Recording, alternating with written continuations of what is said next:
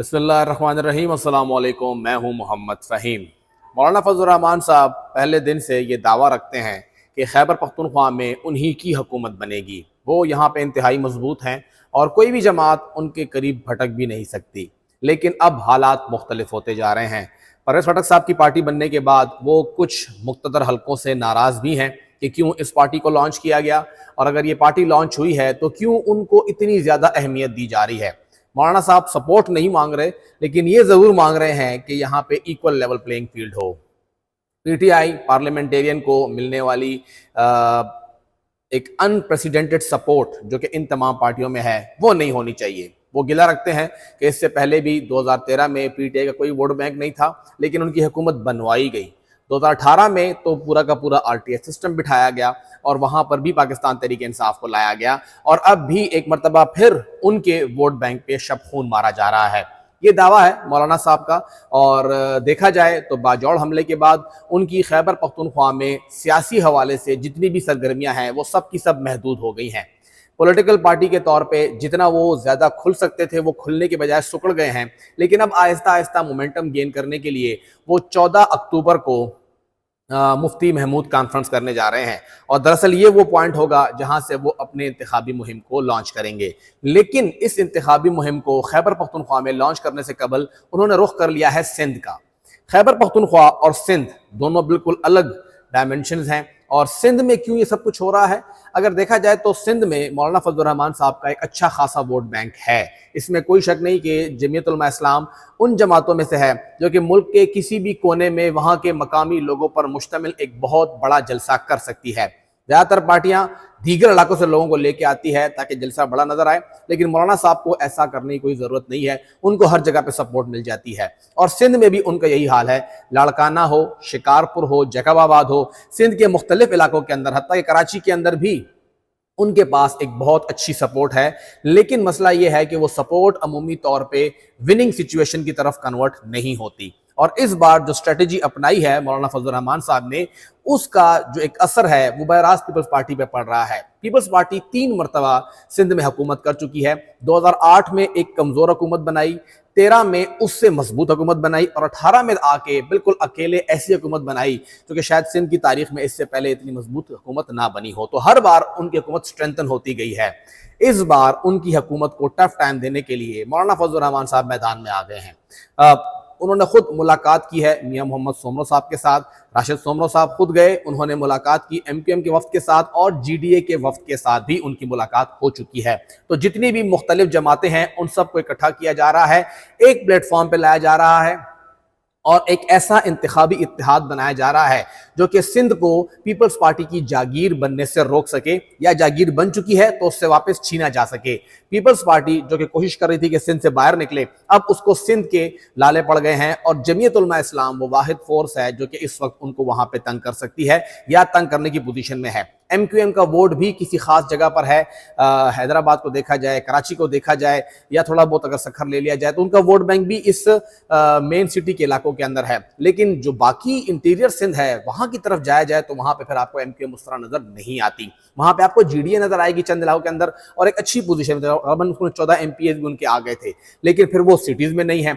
P M L N بھی چند مقامات پر موجود ہے۔ تو اگر دیکھا جائے تو ان سب کو اکٹھا کر کے ایک ایسی فورس بنانا جو کہ جو تھوڑا بہت ان کا فرق آتا ہے پیپلز پارٹی کے ساتھ مختلف حلقوں کے اوپر، 10,000 ووٹ کا، 12,000 ووٹ کا وہ ہارتے ہیں، اس فرق کو ختم کیا جائے۔ پیپلز پارٹی سے جہاں جہاں پہ لوگ ناراض ہیں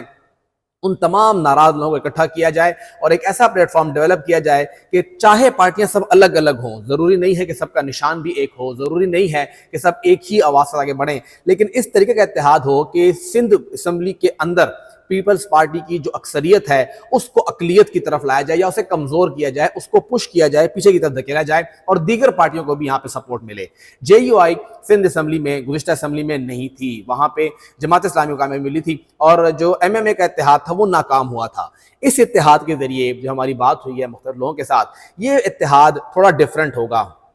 یہ اتحاد وڈیروں کے ساتھ ہوگا۔ مولانا صاحب نے خود ملاقات کی ہے مختلف سندھ کے وڈیروں کے ساتھ، اور وہ وہاں پہ انفلوئنشل ہیں، الیکٹیبلز ہیں، ان کو سپورٹ دی جائے گی کہ وہ لوگ آگے بڑھیں، وہ آئیں اور وہ الیکشن میں حصہ لیں، اور پھر ان کو مختلف پولیٹیکل پارٹیز، چاہے ان کو GDA کھڑا کرتی ہے، چاہے ان کو PMLN کھڑا کرتی ہے، یا JUI خود کھڑا کرتی ہے، ان سب سے وہ کھڑے ہوں، یا دیگر جو کامپرس جماعتیں ہیں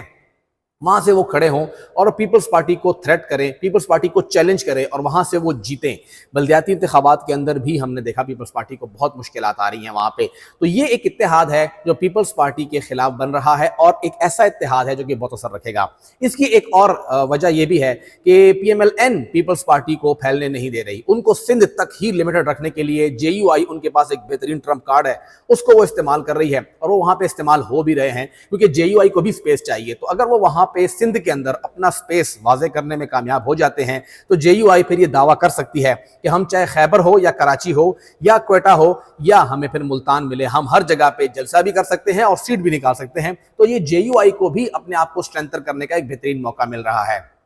اس سے ایک اور اثر بھی پڑتا ہے کہ 1 مہینے بعد وہ خیبر پختونخوا میں جلسہ کریں گے۔ جو مقتدر حلقے ہیں ان کو بھی بتایا جائے کہ آپ تو ہمیں سپورٹ نہیں کر رہے، آپ تو ہمارے مخالفین کو سپورٹ کر رہے ہیں، لیکن دیکھ لیجئے ہم تو وہاں پر بھی مقبول ہیں، یہاں بھی مقبول ہیں، اور جہاں جائیں وہاں مقبول ہیں، تو کم سے کم ہمارے راستے میں نہ آئیں۔ تو یہ ایک انڈائریکٹ کوشش ہے ان کو بھی یہ بتانے کی کہ اگر آپ ہمارا راستہ روکیں گے تو دیکھ لیجئے ہم جہاں جہاں پر موجود ہیں پھر ہم اپنی اسٹرینتھ کے ساتھ آئیں گے۔ گو کہ اسٹرینتھ اس طرح کی نہیں ہو سکتی کہ آپ ان کے خلاف جا کے الیکشن لڑ کے جیت سکیں، لیکن پھر بھی آپ وہاں پہ اپنی اہمیت ظاہر کر سکتے ہیں۔ اب خیبر پختونخوا کے اندر یہاں پہ JUI کا اپنی اہمیت ثابت کرنا، یہاں پہ اپنی پوزیشن کو اسٹرینتھن کرنا، اس کا بہت بڑا اثر سندھ کے اوپر بھی پڑے گا۔ مولانا صاحب ظاہری بات ہے ان کی پوزیشن جو ہے وہ 8-10 قومی اسمبلی کی سیٹس تک آتی ہے،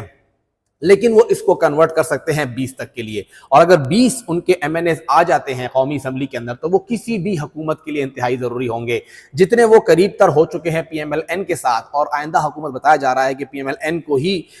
گفٹ کی جائے گی، ان کی ہی آئے گی، نواز شریف صاحب ہی آئیں گے، تو جمعیت علماء اسلام کے لیے یہ ایک بہترین موقع ہے کہ وہ پورے پاکستان سے ووٹ بینک حاصل کرے، اپنے آپ کو ایک پاکستانی جماعت ثابت کرے، اور پورے پاکستان کے اندر سے ایک ملکی لیول کی جماعت بننے کے بعد وہ وہاں پہ حکومت کے اندر بھی اپنا شیئر لے اور پھر مستقبل کے لیے بھی پلان کرے۔ تو پیپلز پارٹی کو بھی تھریٹ ہوگا، سندھ کے اندر عین ممکن ہے کہ یہ اتحاد ایسا آئے کہ JUI وہاں پر بھی حکومت کی ضرورت بن جائے۔ اگر وہ 8-10 MPA نکال لیتے ہیں، پیپلز پارٹی وہاں پہ لٹک جاتی ہے، تو پھر ان کو سپورٹ مل سکتی ہے۔ تو JUI کی جس وقت ایک پلاننگ چل رہی ہے، مولانا فضل الرحمان صاحب جو پلاننگ چل رہی ہے وہ ایک بہترین طریقے کے ساتھ اسٹریٹجیکلی چل رہی ہے۔ ابھی تک وہ عوام میں نہیں آئے ہیں، لیکن عوام میں آنے سے پہلے انہوں نے اسٹریٹجی بنا لی ہے۔ 3 صوبوں کے اوپر وہ فل فلیج فوکس کیے ہوئے ہیں۔ پنجاب PMLN کے پاس ہے، لیکن پھر بھی وہاں پہ جمعیت کوشش کرے گی، لیکن ان کا فوکس بیسیکلی خیبر پختونخوا، بلوچستان، اور ساتھ ہی ساتھ ان کا فوکس جو ہوگا وہ سندھ ہوگا، اور 2 حکومتیں وہ حاصل کرنا چاہیں گے، خیبر پختونخوا کی اور بلوچستان کی، لیکن سندھ کے اندر وہ اتحادی ہی صحیح لیکن حکومت کا حصہ بننا ضرور چاہیں گے، اور وہاں سے اگر ان کے MP MNA آ بھی جائیں، چاہے وہ اپوزیشن میں بھی ہو، تو جمعیت علماء اسلام کو طریقہ آتا ہے کہ وہ اپوزیشن میں ہوتے ہوئے بھی حکومت کی کس طرح سے دکھتی رگ بن کے، ان کی ضرورت بن کے ان سے اپنا کام نکلوا سکتی ہے۔